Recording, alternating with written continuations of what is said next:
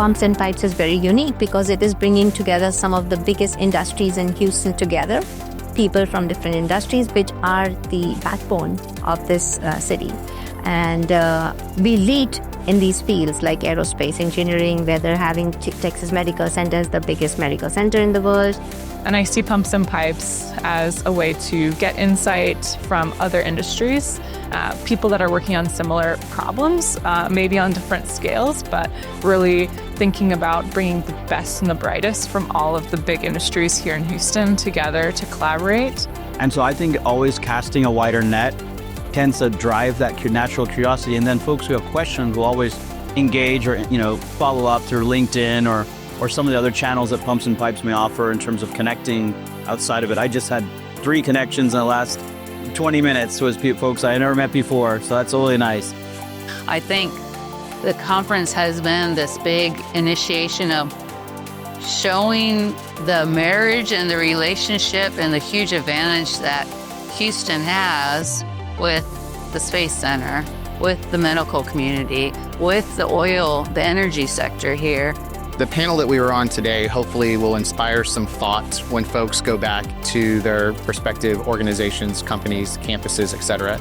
But really, we need them to iterate. We need them to continue to remain in touch with us. And as they're thinking about perhaps something that they heard today, they don't just hold on to it themselves, but instead they'll send an email, they'll make a phone call, they'll invite us to have another conversation with them so that that idea can really move the needle or drive the ball when it comes to the big ideas for space in Texas. And so the students have calibrated the cars, and there's a chemical reaction that's going to occur. There's a photocell and a light. And if the students have calibrated the cars correctly and have come up with the correct chemical formula, which car stops closest to the finish line wins. It's never been about this one day you attend the conference and then you go about your business. It was to think about ideas for collaboration, and then those ideas would turn into real life projects that would scale. Even what our company does would not have been possible if it wasn't in Houston, if it wasn't because of this collaboration that we brought about with medicine and energy and aerospace.